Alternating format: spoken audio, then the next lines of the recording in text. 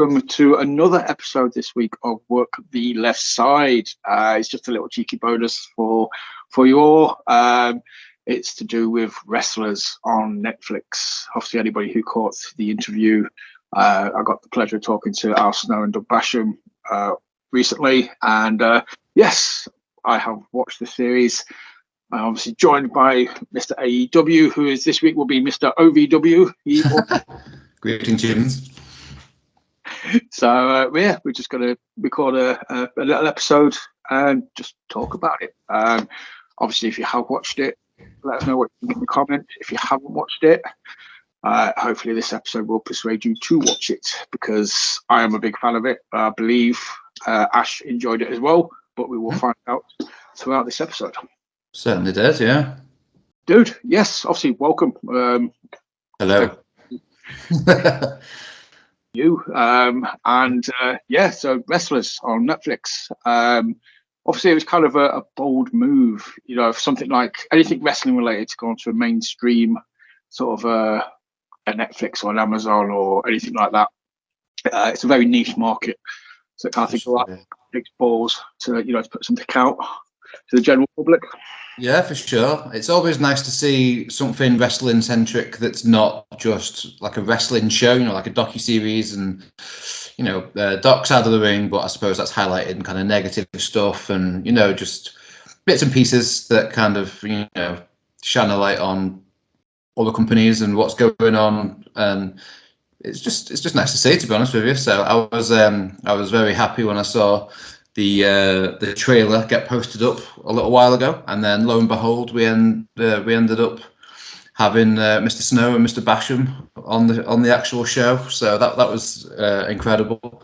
Yeah, it's must be an exciting time for OVW, to be fair. So I'm very happy for them to have the light shining on them at the moment. So it seems like they've had a because obviously last year, wasn't it? Obviously, we mentioned you picked up on Layla, obviously being in that, and then obviously she was Jade Cargill's groupie thing. So obviously, this was from last summer. So obviously, a year on, they're still kicking, they're still going, and this old hope, it starts to build and build and build, because like the show says, OVW has this huge lineage of history. And obviously it's no longer the feeding camp, because the WWE have got the Performance Center now. They don't need OVW was the Performance Center before the Performance Center kind of thing. And they don't have that sort of income anymore. But it does seem like they've turned the corner, hopefully on the back of this, going forward. It should be bigger and brighter things. Yeah, absolutely. I mean, it seems like they've got a really talented roster down there, so it's great for them, great exposure, and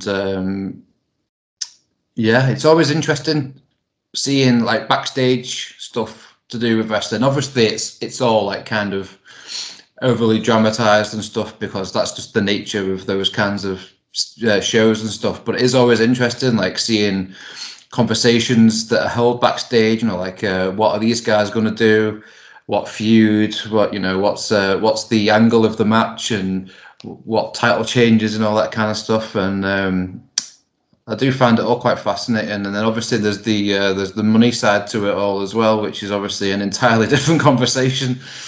So I was thoroughly engaged throughout the entire series, really. But I'm a massive nerd of wrestling, as you well know. So obviously I would have been, to be honest. But just a bullet point, and you just kind of said it, over dramatized. I think the whole point of this series was it was very real, in the sense of everything you saw wasn't like hyped up just because the cameras were there. That's just generally how it is on a day-to-day basis. With like the way that people talk to each other, like I said, the drama with the bookings, talking about this, talking about that, talking about money.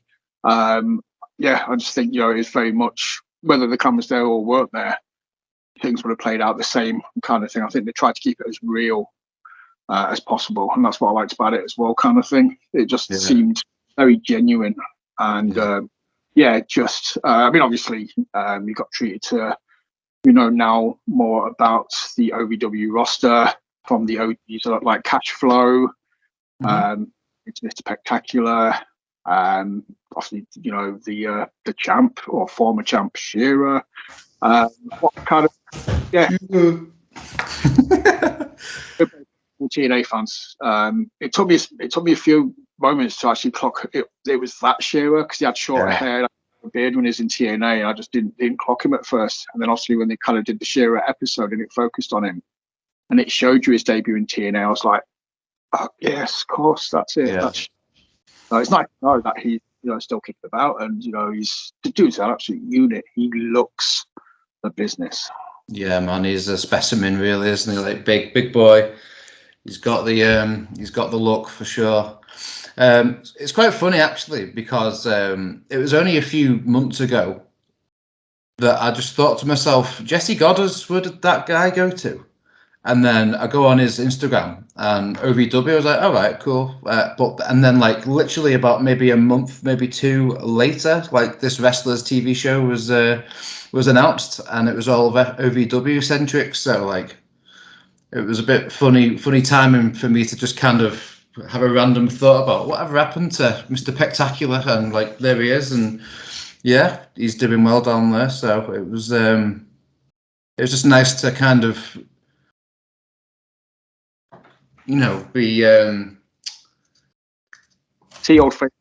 Yeah, a little bit like just know what guys that seem like they've dropped off the map a little bit are up to, and obviously it's a very kind of mixed bag down there with experience and young people, but Cash Flow is another one as well, because I kind of recognised his face a little bit, but I couldn't place where from. But then when they were covering the AEW Dark bit, and I was like, I've seen him on Dark, yeah. So I can't remember the other two guys that were on Dark, but that's how, because he was in like a 6-man tag against the Trustbusters, I think it was.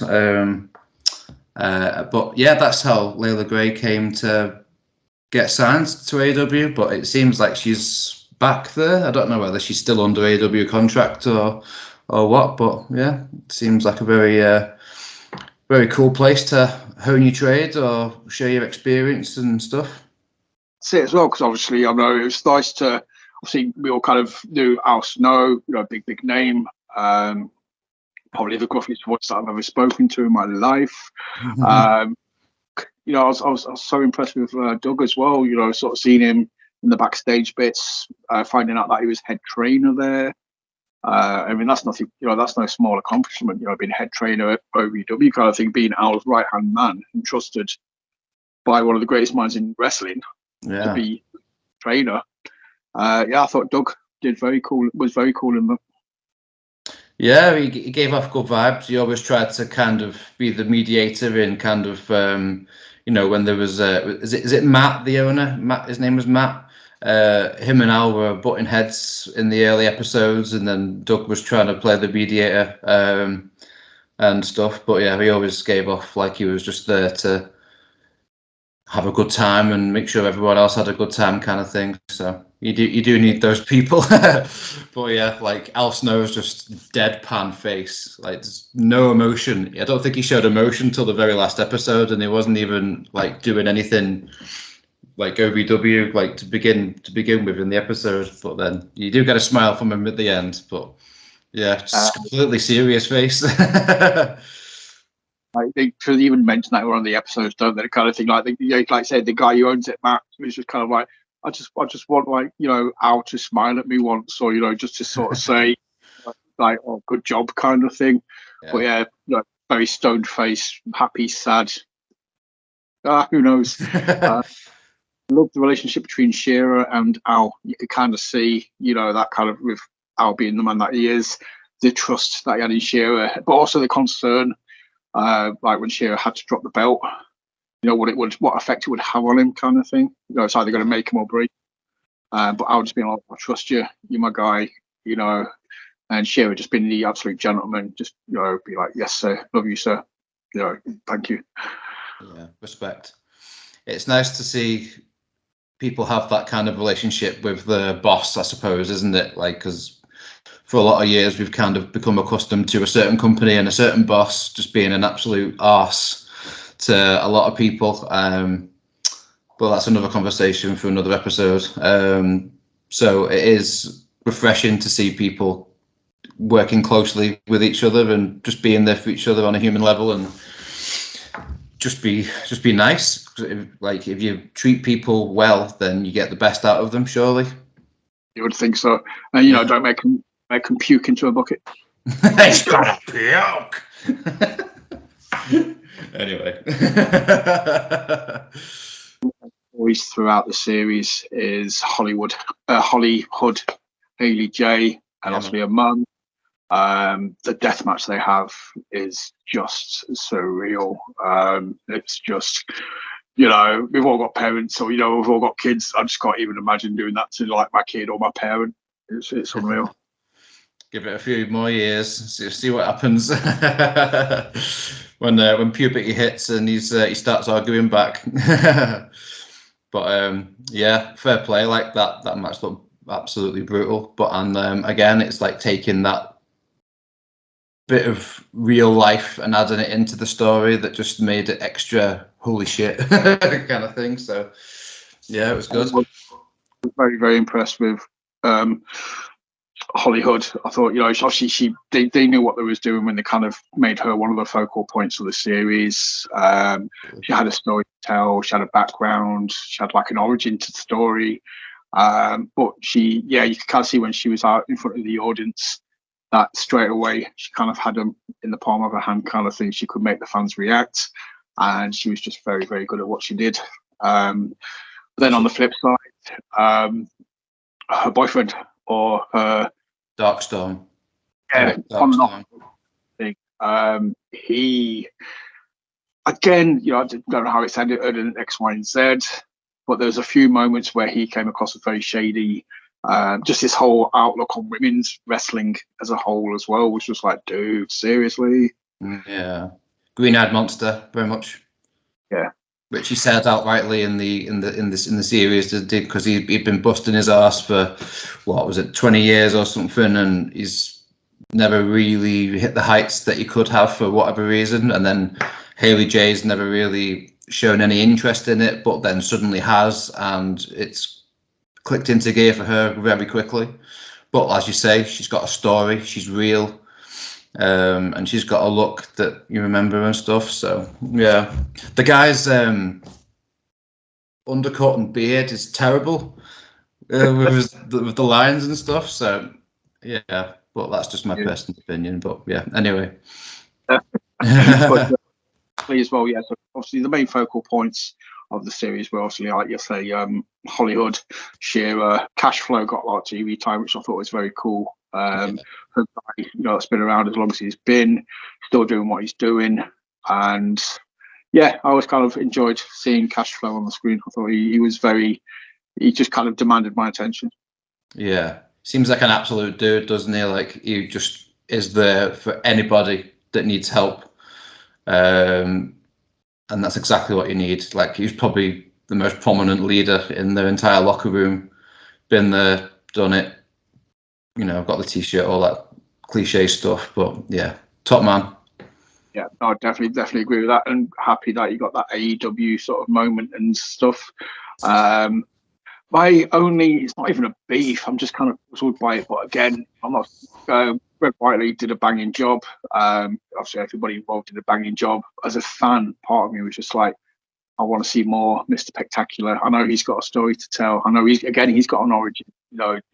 His story throughout wrestling could quite easily have done an episode on him. I don't know whether it was his choice to kind of take a step back, or whether if they do a series 2, they may focus on him in series 2. But yeah, man, Spectacular was definitely like, I think I would like to have seen him more. That's my only sort of hiccup. Yeah, I agree with that. I did expect him to be a bit more of a prominent figure in the show, and he just wasn't. He was just kind of peripheral for the most part. Never really didn't talk to the camera much, kind of thing, which I was genuinely surprised by. But they chose to highlight other people for whatever reason, so that's fair enough. But yeah, maybe season 2. might have been his choice. You know, it might have been like, I don't need the spotlight kind of thing. Put it on the evenings. That's I said, we can speculate. But hopefully in series 2, if they do a series 2, if they need to do a series 2, I can't see why they wouldn't, because it's just going to bring more money into it. Obviously, if it gets enough views, I think the interest is there. And I'd like to see what happened after the summer of OVW, as they called it. The tours. It's kind of, obviously, being a British fan, when you get to see all these little red. Apologies, I was back. When you see these sort of smaller southern towns, I presume they're quite southern. I'm not going to mention the colour of necks, but that kind of. I just love that little kind of like, just the community kind of thing, and they're all there for like a corn farm or a salad that could kill you if they're there to celebrate like a deadly salad or something. Yeah. I was left being wondering, because I remember one of the episodes, I forget the guy's name now. He's like the commentator, but he does all kinds of other stuff for them. Guy with glasses. Mike, I want to say it's Mike. Mike. Apologies, I don't know for sure, but he seems like he busted his ass for OVW, so credit to that guy. But the bit where he is on the phone to Fight TV asking about how many pay-per-view buyers there was, and it was like 70 or something like that, and Al was hoping for like 500, and it was like 70, so that must have been really disheartening. But I'd be really curious to hear what it is now after this TV show, so it can only benefit them in the long run, surely. I think so. Talking to Mike as well, though, there's that scene when they're doing the golf thing to try and network a little bit. And he's missed out on a day with his kid kind of thing. It ran over and he's on the phone to his kid. And, he is. And he was just like, this is heartbreaking kind of thing. And for him to do all that and his job be on the line kind of thing. When they down and said to him, like, look, you're not getting fired. I was almost jumping off my seat like, yes, go on, man. I'm not fucking leaving. Or something like that. I think that's the emotion. That was the story. That's what the series did really well. It pulled you in, and I didn't care about X, Y, and Z. You cared about this person, you cared about that person, and it was just, I think it was done very, very well in that sense. It was, it was really good viewing. I was watching it the other day with somebody who's not a wrestling fan, and he kind of ended up watching it for like half an hour, just curious about what's going on and all this kind of stuff. So it was quite interesting to have that engagement with somebody that's just absolutely not a wrestling fan. I was reeling off a couple of like kind of semi-recent names, and he just didn't have a clue, but he knew all the early 90s kind of names and that. So if it can bring in some like casual audience that's not really into wrestling or whatever, then that's great, because there's certainly a lot of wrestling out there to watch, and it's a great time to be a wrestling fan. So just cool to see it in kind of like a mainstream light, when it's that's not like a multi-billion-dollar company kind of thing. So it's just it's good. And obviously it's building up, to that fan. They're sort of big pay-per-view of the summer. But to touch on that, I do think it would appeal to not just wrestling fans. I think if you're a wrestling fan and your other half isn't, if you put it on, I'll be very surprised if they don't kind of just get sucked into it and like then start asking questions, and then you end up just watching all of it kind of thing. So I think there's enough drama in there. There's enough of a human story. It's not actually about the wrestling; it's about the people involved. Absolutely, and they've all got stories, and they've all got futures and families and stuff. So hell yeah, I hope they make all the money that they can while they can. Did you see recently that Hollywood Haley J recently had a tryout with the WWE? No. Nice. So I don't know what's happened after that, but I hope that she impressed. So can only be good to have someone make that jump from OVW, and also EC3 is now kind of one of the main guys within OVW as well, so he's made his way down there. So they've got like another main event, semi-well-known face on the product, which is good. I love EC3 as well. That can't be anything but good for the company kind of thing. Because EC3 is one of those guys that's well respected or well liked by a group of people kind of thing. I love the Ethan Carter character. I think WWE did him dirty kind of thing. I don't think he was really given a fair shot there. I liked doing Ring of Honor, and like when you saw James Storm turn up in OVW, I think EC3's got to absolutely smash it there kind of thing. Yeah, for sure. Like seeing versus Shearer. Definitely, I think there's money to be made there, kind of thing. Because that's the kind of thing that I was on about. That's why they brought James Storm in. They wanted a credible challenger for Shearer, kind of thing. They wanted that kind of guy that they could just put them both in the ring, stand opposite each other, and you'd be like, "Oh shit! Actually, I don't know who's going to win this." Yeah, and it really was handy for Al Snow because James Storm was in driving distance, so no extra travel costs and all that kind of stuff. So, yeah, it was. There aren't many better for that amount of money. I mean, it was kind of odd that his price was kind of documented on TV because it was like $600, wasn't it? I thought that was a bit. Wasn't expecting it because you kind of keep these things secret, I guess. I don't know.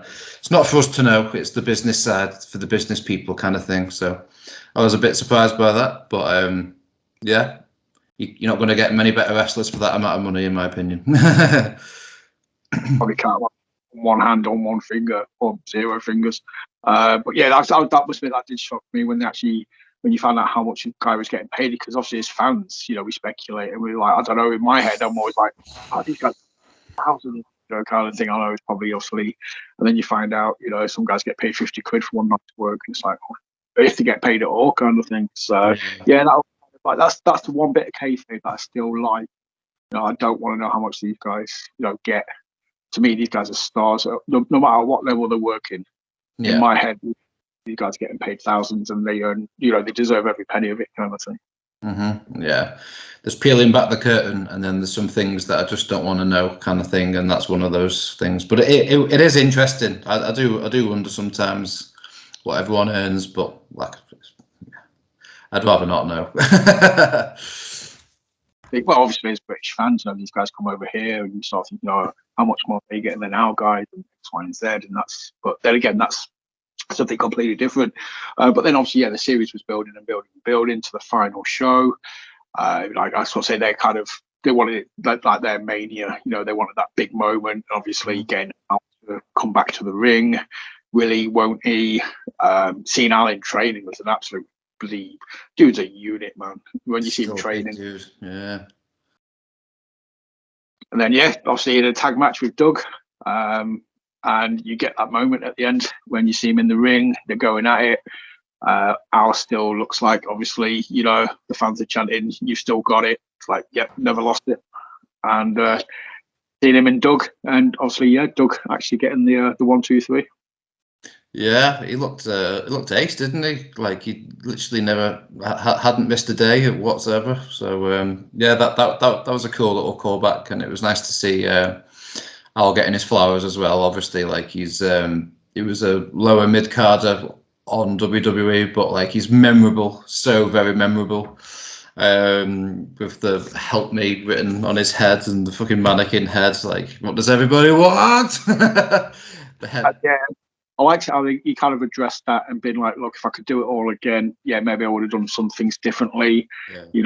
Should have been thinking about what's best for me, not what's best for the business, or X, Y, and Z kind of thing. So it was but seeing Al Snow in the ring, seeing Doug in the ring, as soon as their mannequin head came out, we got a few headshots.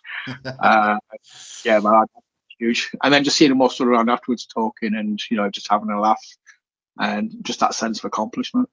Yeah, belter. It definitely left the season finished definitely with a good feeling, and that's what we all like. You've got to give the people what they want, to quote a certain commentator, man in a mask. So yeah, it was a good time. It had its ups and downs, its peaks, its valleys, but then you get the big payoff at the end, and it was just like a big fuck yes OVW.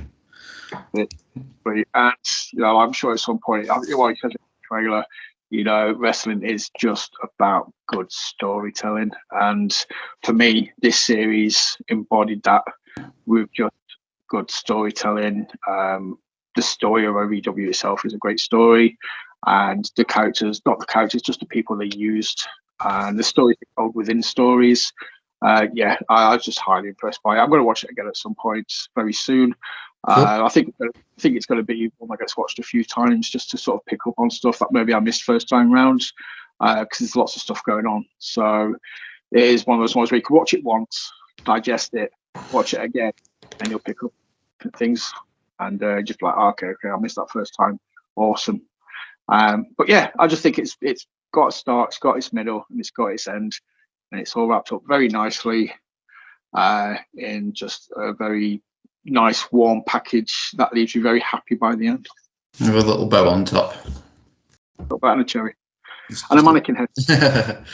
Yeah. Yeah, it was it was just a good time. Like 7 episodes kind of didn't feel enough. But finding 7 hours when you've got all kinds of stuff going on to watch something is never easy.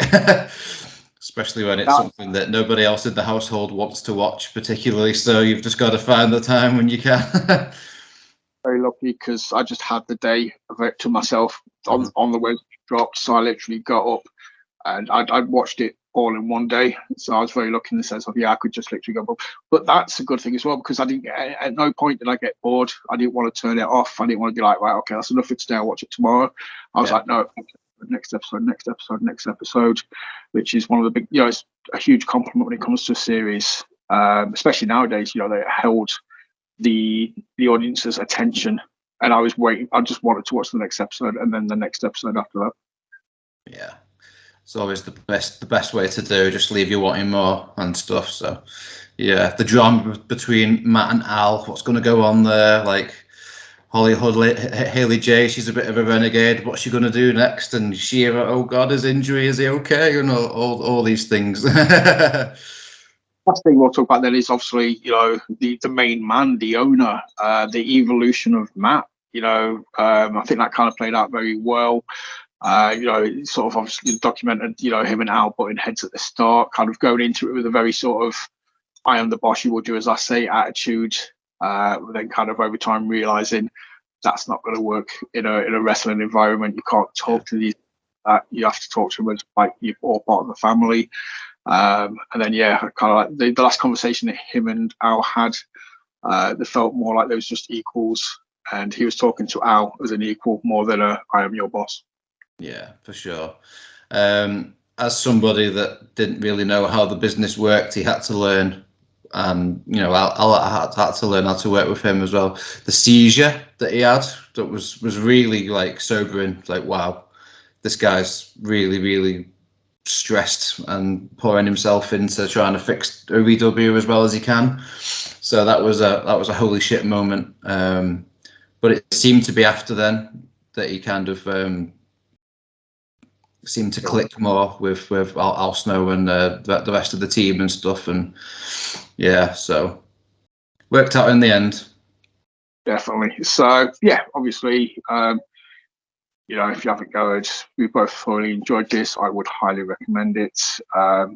If you haven't already, like I said, just go watch it. If you're a wrestling fan, awesome. If you're not a wrestling fan, I don't know why you're watching this, but if you are, trust me, it's one of the best things I've seen this year. Just because it's wrestling. This and Dark Side of the Ring, I just think are amazing programs about a business that I love, and I would highly recommend this on par with Dark Side. Absolutely, yeah. Good stuff. I don't watch Dark Side of the Ring as much as I should, but again, it's that finding the time thing. I've seen a select few over the last couple of years, but it is always interesting. But yeah, some that there's key ones that if they get my interest, I'm like, yeah, I'll watch that and it's really good. And then I kind of might spin off and go down the rabbit hole and watch a few more. But getting access to that, which is, well, we can talk about that at some other point. But yeah, I mentioned that because it's so highly regarded. I just wanted to use that as a bar for wrestlers and sort of say that's, it's on par with, if not exceeds it, because at least it's a bit more real and at least it puts a smile on your face by the end of this series. Yeah, absolutely, man. If you're second of Dark Side of the Ring, then you are seriously damaged. Because that program. So yeah, I don't know if you've got anything else you want to add to that, or if you just if you're happy with my summarization of our enjoyment. Yeah, good. The only thing I will say is that if you've not watched Wrestlers and you've just watched this, you should go back and watch the episode with Al and Doug talking to Lord Nick on the screen right now, before you then watch Wrestlers on Netflix, and just to get a little bit of context of how it all came to be, really, which was interesting. Yeah, well, especially seeing as BBC, I kind of popped. I said during the chat, as soon as I mentioned BBC, I was like, oh, okay, that's kind of cool. Actually, British Broadcasting Company.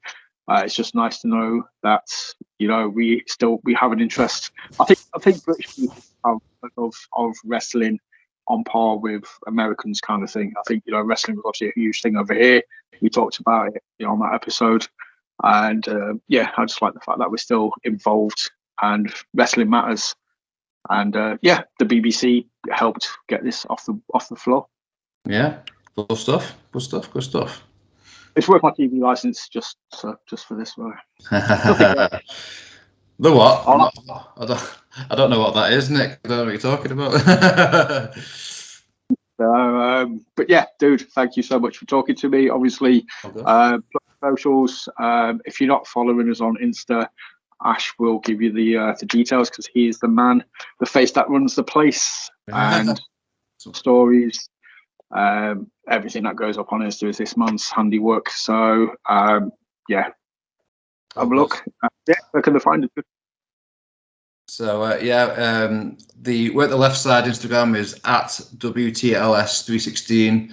My personal, if you're into like death metal and random, mostly music stuff, and my family stuff is at Tankle_Grimoire. If you want me to spell that out for you, message me on the Work the Left Side. Yeah, all good.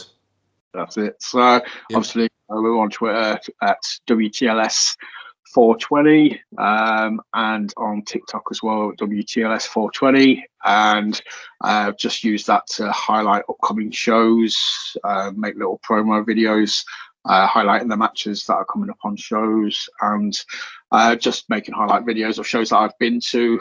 And I've stood there like an idiot with my phone in front of my face for most of the show taking photos. So yeah, obviously follow us on socials, hit like, hit subscribe, hit the bell to get notifications of all new videos, and we've got some cool stuff coming up, so make sure you hit the bell because you are going to want to watch these episodes that are coming up.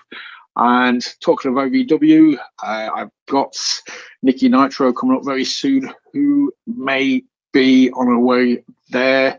We will see. If you're reading the dirt sheets, it's a name that's popping up a lot. She's absolutely smashing in Australia. We know Australians make great wrestlers as well. I can think of a few Aussies that are doing all right for themselves. Oi, oi, oi. Well, women's obviously, yeah, Tony. I want to say Rhea, but she's from New Zealand. Is she really? I thought she was Aussie. I'm sure Zealand. I'm sure she's a Kiwi. I might be wrong. Let me know in the comments if I am wrong. Obviously, he's not doing too bad for himself. Yeah, for sure. And obviously, we've got a tag team that smashing it as a minute as well. So yeah, the Aussies, they're all right. They're not a bad bunch. We like them. So they're like a me. Yeah, what to like. But yes, thank you for watching. Hit like and subscribe, and we will see you again very, very soon. Adios.